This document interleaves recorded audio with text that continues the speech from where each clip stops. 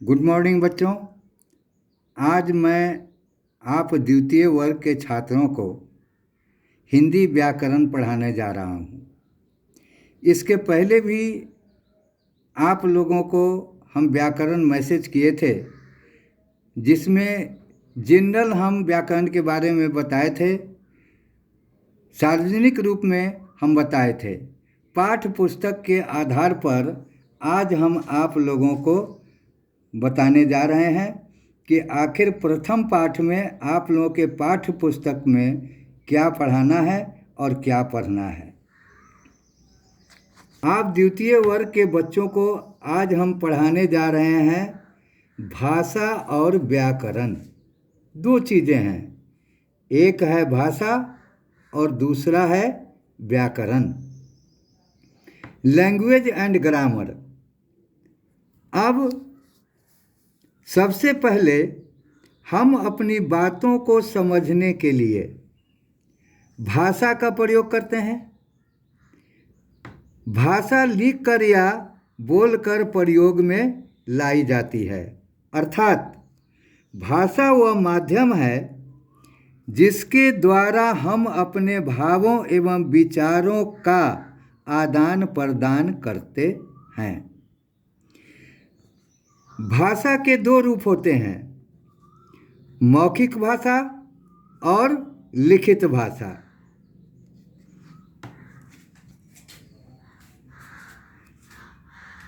प्रत्येक राज्य की अपनी अपनी भाषा है। जैसे बंगाल का बंगला, तमिलनाडु का तमिल, पंजाब का पंजाबी, कर्नाटक का कन्नड़, उड़ीसा का उड़िया, महाराष्ट्र का मराठी, गुजरात का गुजराती, केरल का मलयालम, कश्मीर का कश्मीरी, आंध्र प्रदेश का तेलुगु। इन तरह से अलग अलग राज्यों के अपने अलग अलग भाषाएं हैं। सर आप अभी नहीं सुन। अब हम पढ़ाने जा रहे हैं व्याकरण। व्याकरण से भाषा के नियमों का पता चलता है। जो भाषा हम प्रयोग कर रहे हैं वह सही है या गलत, इसका ज्ञान देने वाला शास्त्र ही व्याकरण कहलाता है। अर्थात जिस विद्या के द्वारा हम किसी भाषा को शुद्ध बोलना, पढ़ना और लिखना सीखते हैं उसे व्याकरण कहते हैं, या इसका ज्ञान देने वाला शास्त्र व्याकरण कहलाता है। व्याकरण के मुख्यतः तीन विभाग हैं, वर्ण या अक्षर, शब्द और वाक्य। पहला है वर्ण या अक्षर। वर्ण या अक्षर भाषा की सबसे छोटी इकाई वर्ण या अक्षर कहलाती है। जैसे अ, आ, ई, क, ख, ग इत्यादि वर्ण हैं या अक्षर हैं। शब्द, वर्ड, दो या दो से अधिक वर्णों के योग से शब्दों का निर्माण होता है। जैसे क जोड़ ल जोड़ म, कलम।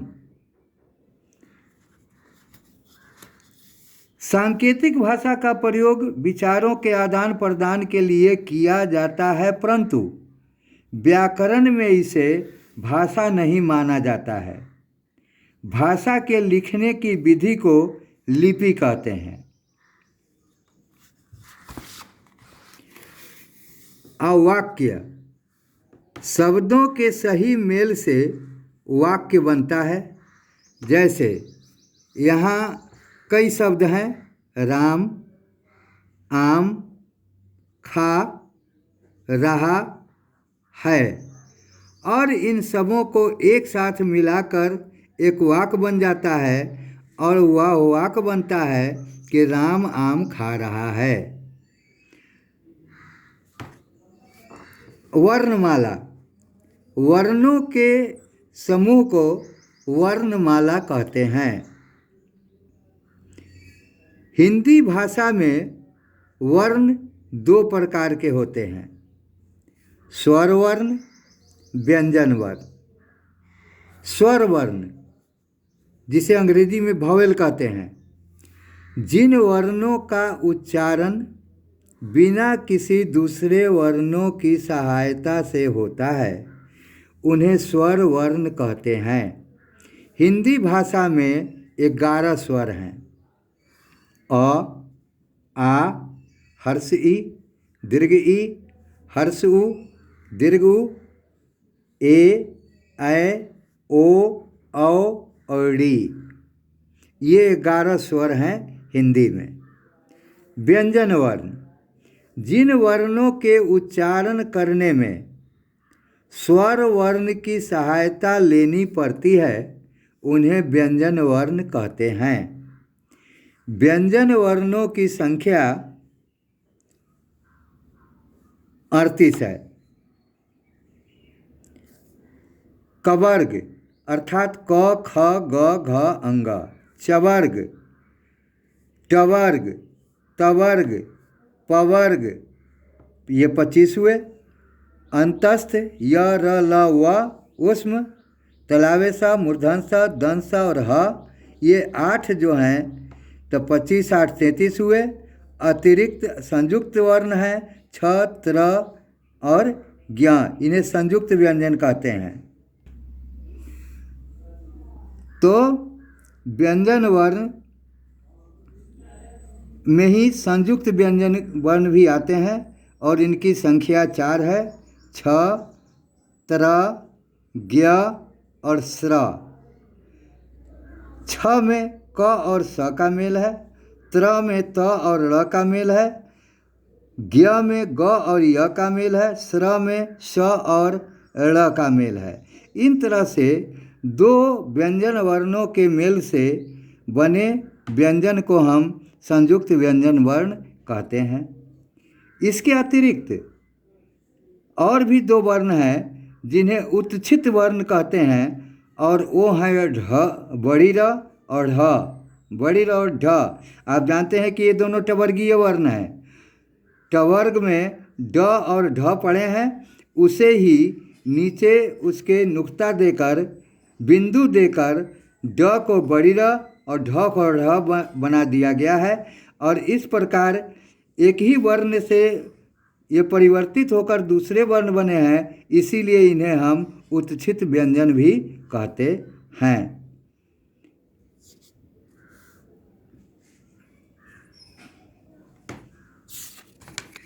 आपने क्या सीखा ये एक बार फिर समझिए। भाषा से हम दूसरे के मन की बात समझ सकते हैं।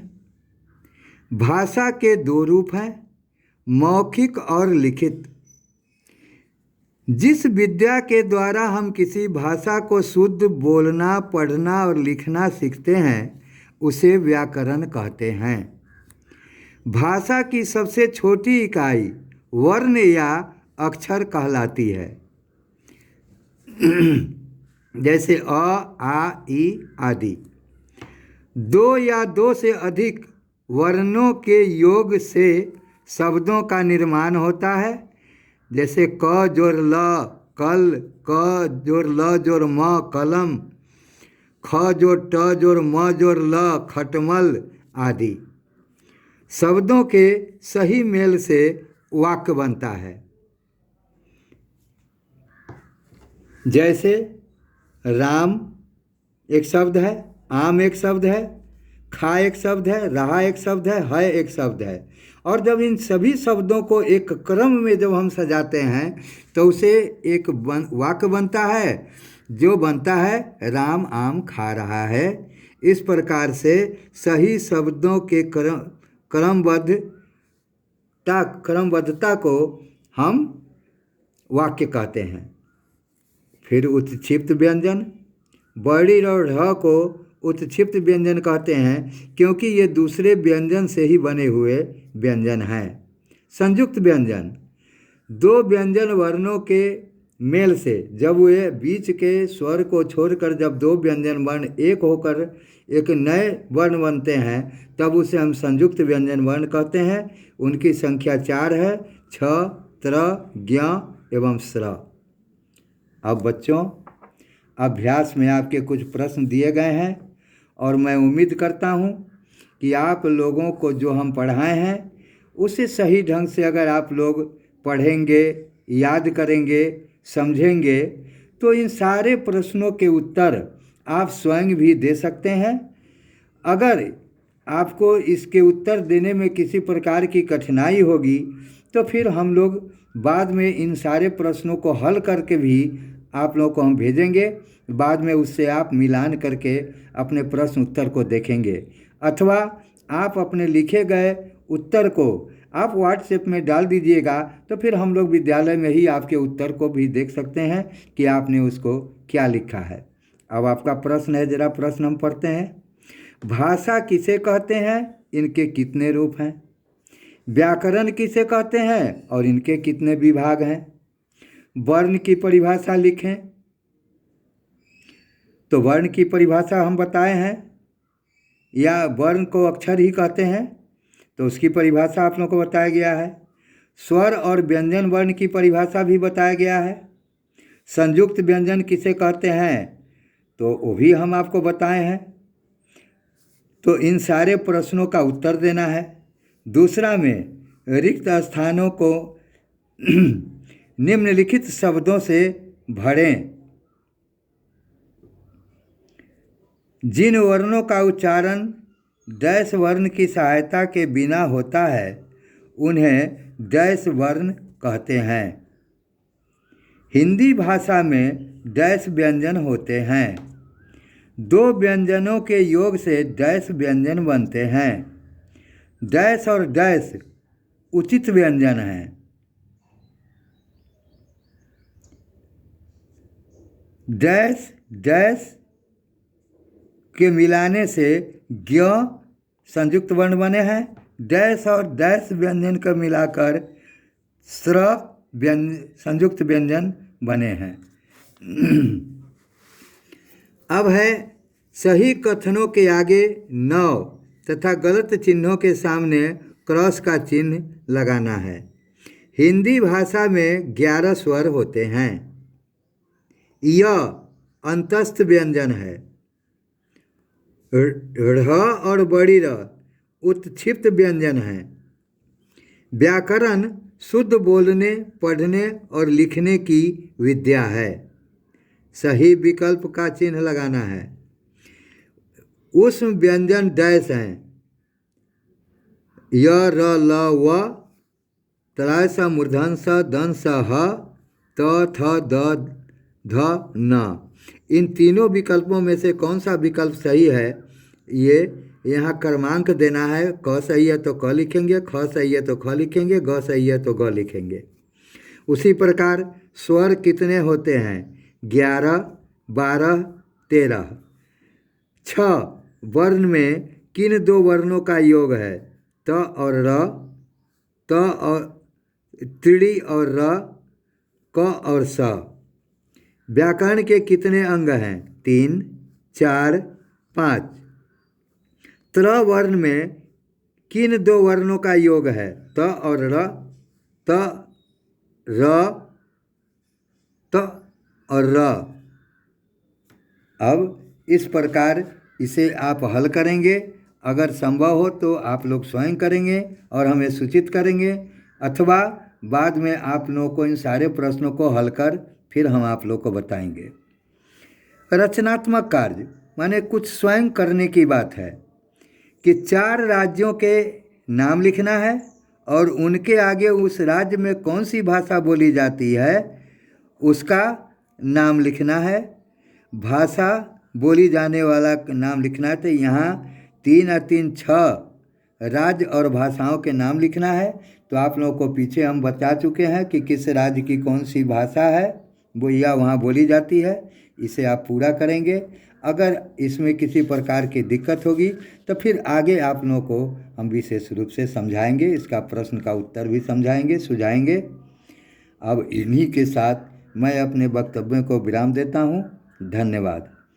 और उम्मीद करता हूँ कि आप लोग मन से पढ़ेंगे, याद करेंगे और सबक को बाद में हम लोग सुनाने का और अभ्यास के अनुसार उत्तर देने का प्रयत्न करेंगे।